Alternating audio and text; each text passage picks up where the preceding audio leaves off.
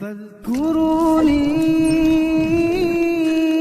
أذكركم واشكروا لي ولا تكفرون.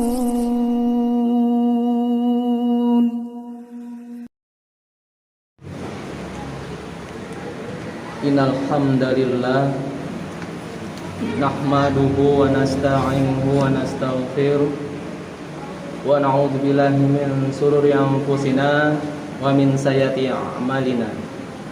May yahdihillahu fala mudilla lahu wa may yudlil fala hadiya lahu.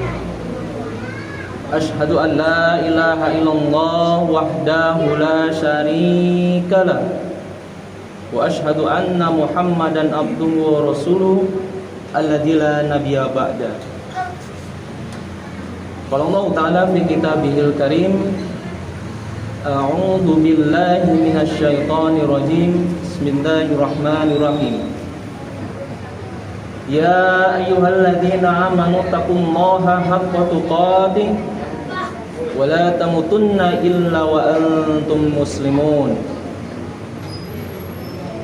Ya ayyuhan nasu taqu rabbakumul ladzi khalaqakum min nafsin wahidah wa khalaqa minha zawjaha wa batha minhumma rijalan katsiran wa nisaa'a wa taqullaha alladzi tasaaluna bihi wal arham innallaha kana 'alaikum raqiba. Ya ayyuhalladzina amanu taqullaha wa qulu qawlan sadida yusri lakum a'malakum wa yaghfir lakum dhunubakum wa may yuti'illaha wa rasulahu faqad faza fawzan 'azima. Amma ba'du, fa inna asdaqal haditsi kitabullah wa khairal hadi hadi Muhammadin sallallahu alaihi wasallam wa syarrul umuri muhdatsatuha wa kullu muhdatsatin bid'ah wa kullu bid'atin dhalalah wa kullu dhalalatin finnar. Ma'asyiral muslimin, jemaah salat Jumat yang dimuliakan Allah Subhanahu wa taala. Alhamdulillah,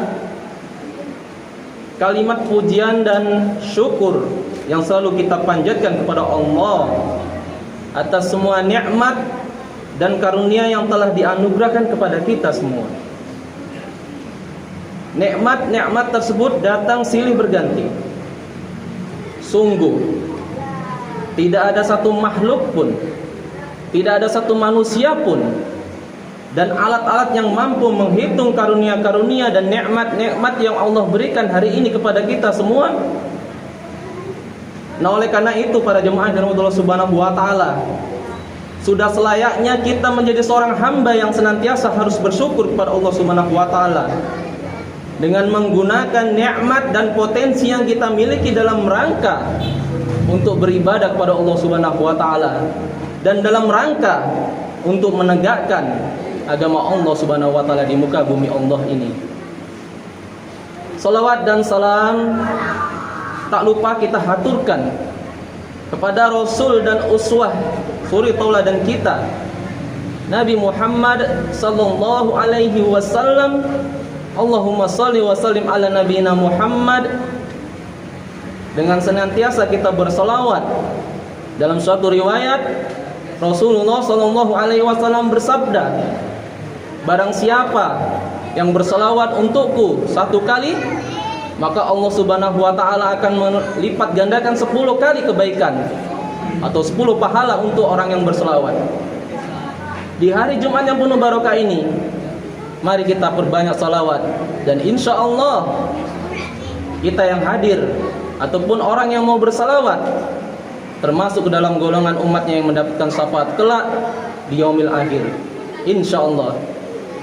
Ma'asyiral muslimin, jemaah salat Jumat yang dimuliakan Allah Subhanahu wa taala, saya wasiatkan kepada diri saya pribadi dan jemaah sekalian untuk senantiasa bertakwa kepada Allah Subhanahu wa taala dan meningkatkan ketakwaan kita kepada Allah.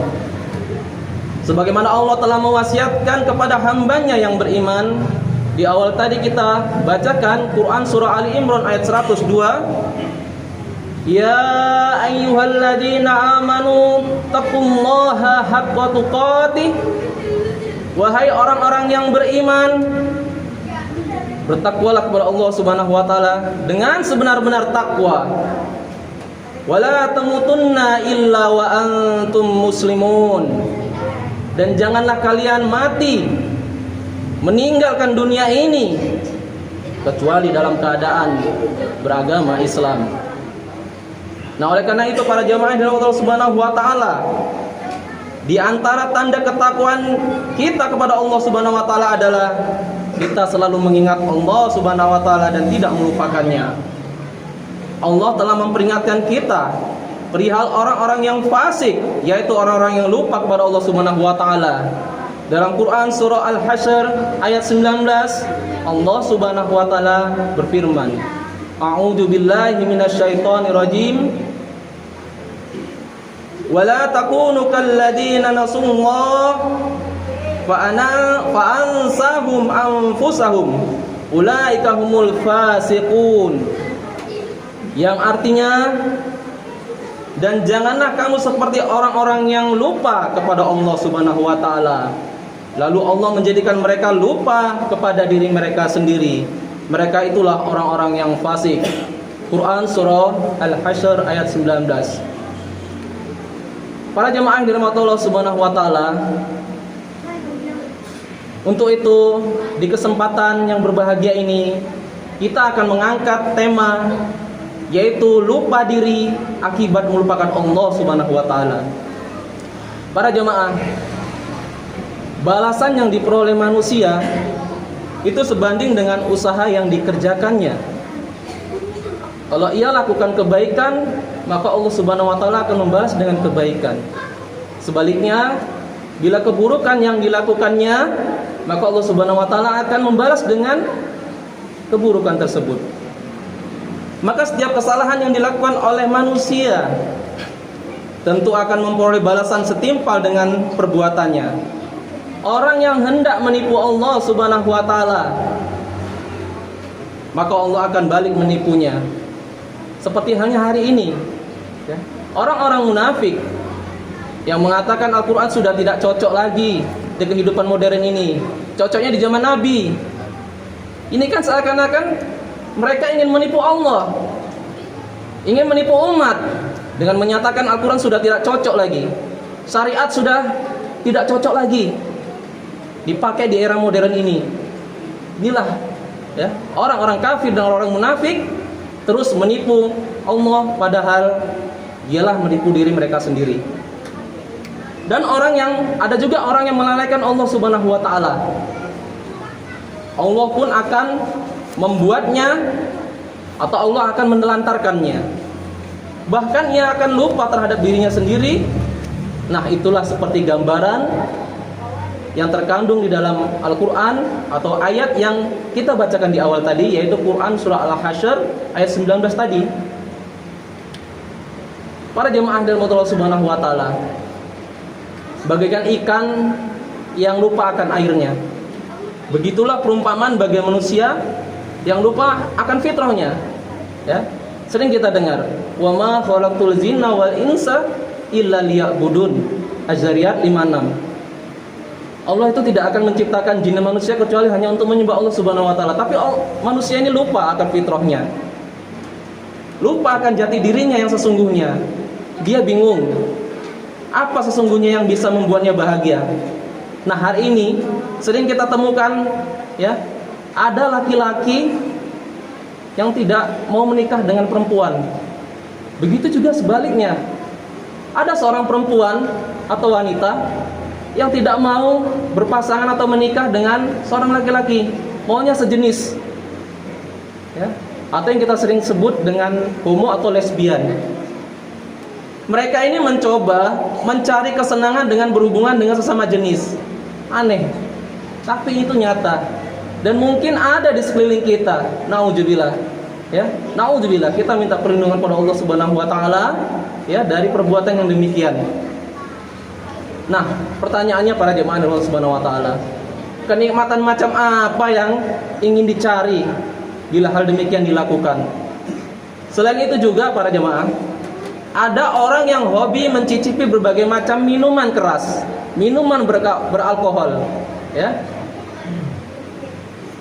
Nah, lantaran bingung, saking banyaknya merek minuman itu, maka dicampur atau dioplos, ya. Jadi satu untuk menimbulkan efek mabuk yang sangat luar biasa. Nah, ini bukan kebahagiaan yang didapat, malah sebaliknya kadang-kala, ya, nyawa akan melayang. Ini sering kita dengar di televisi, ya, ketika hari-hari besar, ya. Apa saja, ada saja kita mendengar berita, ya, orang mengoplos minuman keras, ya, dengan autan, naudzubillah, ya. Inilah karena apa? Akalnya sudah hilang. Sebabnya apa? Karena sebabnya melupakan Allah Subhanahu wa taala, ya. Kalau mengikuti surah Al-Hasyr 19 ini, Allah akan membuat dirinya lupa. Untuk apa dia hidup di muka bumi ini? Para jemaah yang dirahmati Allah Subhanahu wa taala, seperti juga orang yang mengekspresikan keindahan dengan, mentato sekujur tubuhnya, ya. Menindik telinga dengan lubang yang sangat besar, membelah lidah dan memasang tindik di sekujur anggota tubuh, ya. Nah, bila mana memang mungkin sudah terlanjur, bertaubatlah kepada Allah Subhanahu wa taala dengan taubatan nasuha. Minta ampun kepada Allah dengan cara tidak mengulangi perbuatan demikian, ya. Nah, kalau kita pikir pakai akal sehat kita, para jemaah Allah Subhanahu wa taala, apa sih enaknya, apa sih indahnya ketika tubuh kita ini ditato, ketika telinga kita ditindik dengan lubang yang sangat besar, lidah kita dibelah? Di mana sih enaknya? Nah, inilah karena mengikuti hawa nafsu dan seringnya, ya, salah satunya adalah melupakan Allah Subhanahu wa taala. Para jemaah yang dirahmati Allah Subhanahu wa taala, gambaran itu hanya bagian kecil dari jutaan keanehan pilihan hidup yang diambil oleh manusia hari ini. Perburuan kenikmatan tiada akhir, itu laksana mencari api di kedalaman lautan, atau sebaliknya mencari air dalam kobaran api, ya. Maka tidak akan dapat kalau kita mencari hal demikian. Begitulah ketika seseorang berpaling dari kenikmatan yang digariskan oleh Sang Pencipta, yaitu syariat Allah Subhanahu wa taala dan Rasulnya, niscaya Allah akan membiarkan ia tersesat, terlantar, terseok-seok dan kebingungan dalam mencari kenikmatan dan kebahagiaan hakiki di dunia ini.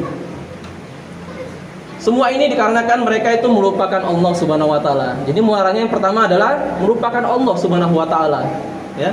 Maka Allah pun membiarkan dan melupakan mereka. Para jemaah yang dirahmati Allah Subhanahu wa taala, Ibnu Qayyim rahimahullah taala dalam kitabnya Miftah dari Sa'adah, ya, beliau memberikan uraian yang sangat bagus terhadap ayat ini, Quran surah Al-Hasyr ayat 19, ya.